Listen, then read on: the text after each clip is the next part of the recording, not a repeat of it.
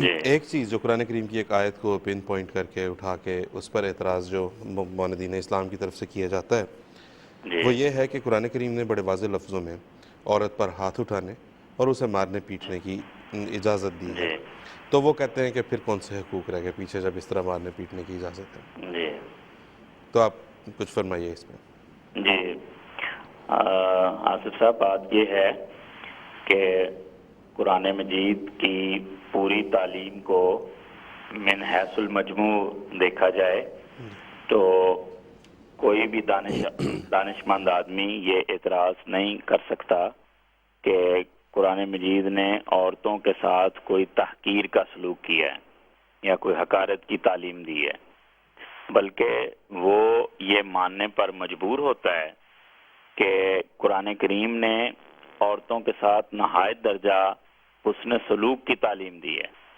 اور عورتوں کو وہ مقام دیا ہے جو اس سے پہلے ان کو کبھی حاصل نہیں تھا۔ چنانچہ قرآن کریم کی بہت سی آیات ہیں اور نبی کریم صلی اللہ علیہ وسلم کا اسوہ ہے اور احادیث ہیں۔ میں وقت کی مناسبت سے مختصر عرض کرتا ہوں۔ قرآن مجید میں فرمایا عاشروہن بالمعروف ہے کہ ان عورتوں کے ساتھ اچھا سلوک کرو، معروف کے مطابق سلوک کرو، اچھا سلوک کرو۔ اور پھر فرمایا ہنہ لباس لکم وانتم لباس لہن، کہ وہ عورتیں تمہارا لباس ہیں اور تم ان کا لباس ہو، مرد اور میاں اور بیوی۔ تو جس طرح انسان کا لباس انسان کی حفاظت کرتا ہے، اس کے عیوب ڈھانپتا ہے، تو اسی طرح فرمایا کہ ایک دوسرے کی حفاظت کرو، مرد عورتوں کے محافظ بن جائیں اور عورتیں مردوں کی محافظ بنیں، اور ایک دوسرے کی اچھائیاں وہ بیان کی جائیں اور عیوب کو ڈھانپا جائے۔ اور پھر اسلام میں 4 ہی درجے عورت کے ہوتے ہیں۔ عورت ماں کی حیثیت سے ہے یا بیٹی کی حیثیت سے ہے یا بیوی کی حیثیت سے ہے یا بہن کی حیثیت سے ہے۔ ہر حیثیت میں اللہ تعالیٰ نے اور نبی پاک صلی اللہ علیہ وسلم نے قرآن مجید کی تعلیم کے مطابق وہ درجات بیان کیے ہیں۔ مثلا ماں کے متعلق فرمایا کہ جنت ماں کے قدموں تلے۔ اب یہ فکرہ کسی اور مذہب میں نہیں ہے، یہ مقام ماں کو کسی اور مذہب نے نہیں دیا کہ جنت حاصل کرنا چاہتے ہو تو ماں کی خدمت کرو۔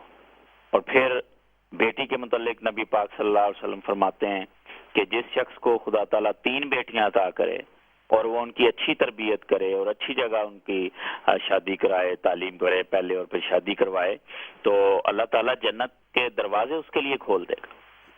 تو اب دیکھیں، یہ اس معاشرے میں تعلیم دی جا رہی ہے کہ جہاں بیٹی کو ایک عیب سمجھا جاتا تھا، اور کئی قبائل ایسے تھے جو بیٹیوں کو زندہ درگور کر دیا کرتے تھے پیدا ہونے کے بعد کہ ہم یہ ذلت برداشت نہیں کریں گے۔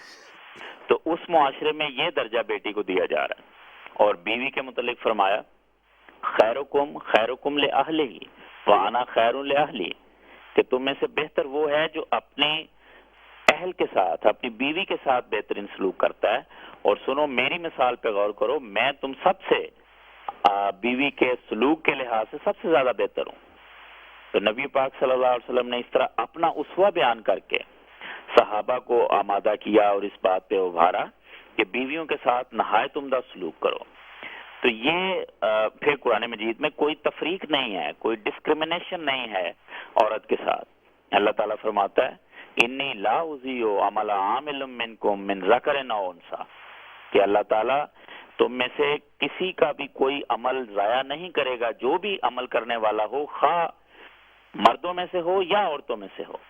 تو جو بھی نیک کام کرے گا، مرد کرے یا عورت کرے، اس کو اللہ تعالیٰ جزا عطا کرے گا، اس کا عمل ضائع نہیں کرے گا۔ تو دیکھیں، کوئی تفریق نہیں ہے اور نہایت حسن سلوک کا بیان ہے اور تعلیم ہے۔ تو یہ ہے عمومی اور اصولی تعلیم قرآن مجید کی۔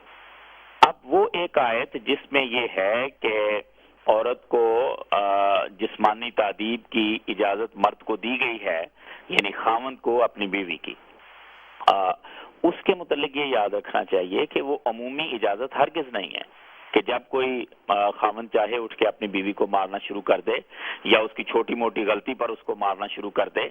یہ ہرگز اسلام کا منشا نہیں ہے، نہ یہ اسلام کی تعلیم ہے۔ میں وہ آیت آپ کے سامنے رکھتا ہوں. اس میں اللہ تعالیٰ فرماتا ہے، یہ سورہ نساء کی آیت نمبر 35 ہے، واللاتی تخافون نشوزہن فائزوہن واہجروہن فی المضاجع واضربوہن فَإِنْ أَطَعْنَاكُمْ فَلَا تَبْغُوا عَلَيْهِنَّ سَبِيلًا. فرمایا کہ وہ جن کی نافرمانی کا تمہیں خوف ہو اور تم انہیں نصیحت کرو اور انہیں خوابگاہوں میں اکیلا چھوڑ دو اور انہیں مارو، پھر اگر وہ تمہاری اطاعت کرنے لگیں تو ان کے خلاف کوئی بہانہ تلاش نہ کرو.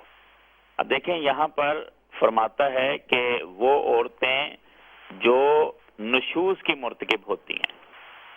نشوز کیا ہے؟ نشوز کا عام معنی تو ہے نافرمانی، لیکن عام جس طرح میں نے عرض کیا کہ چھوٹی موٹی غلطی یا چھوٹی موٹی نافرمانی یہ مراد نہیں ہے، بلکہ جو امام راغب ہیں انہوں نے قرآن مجید کے الفاظ کے معنی بیان کی ہیں، اور مشہور کتاب ہے ان کی المفردات لامام راغب.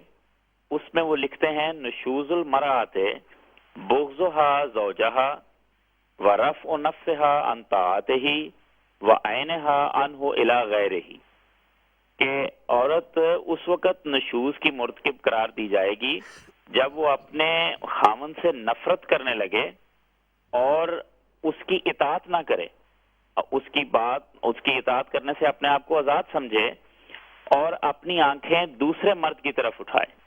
یعنی جو ازدواجی تعلقات میں پاکیزگی ہونی چاہیے اس پہ بھی وہ پوری نہ اترے اور بددیانتی کی مرتکب ہو. تو ایسی عورت کے لیے اللہ تعالیٰ نے یہ اجازت دی، لیکن پھر یہ اجازت 3 سٹیجز بیان کرنے کے دوران تیسری سٹیج بیان کی ہے. ایسی عورت جو دیکھیں نافرمانی بھی کر رہی ہے، جو خاوند سے نفرت بھی کر رہی ہے، اور جو اس لحاظ سے اخلاقی لحاظ سے بھی گراوٹ کا شکار ہے اور اس ڈگر پہ وہ چلنا چاہتی ہے، تو اس کے لیے فرمایا سب سے پہلے فائزوہن، ان کو واضح و نصیحت کرو، ان کو سمجھاؤ. اس سے بات بن جائے تو بس ٹھیک ہے، معاملہ ختم. اس سے بات نہ بنے، وہ اپنے ان حرکات پہ اصرار کرے، تو پھر دوسرا درجہ یہ ہے وَاهْجُرُوهُنَّ فِي الْمَضَاجِعِ، کہ ان کو بستروں میں الگ کر دو. تو یہ بھی ایک سزا ہے جو قرآن مجید بیان فرماتا ہے کہ بس اس حد تک ان کو ان کے پاس نہ جاؤ. تو اس پر بھی اگر معاملہ ختم ہو جائے تو بات ختم کر دو، لیکن اگر پھر بھی بات نہ بنے اور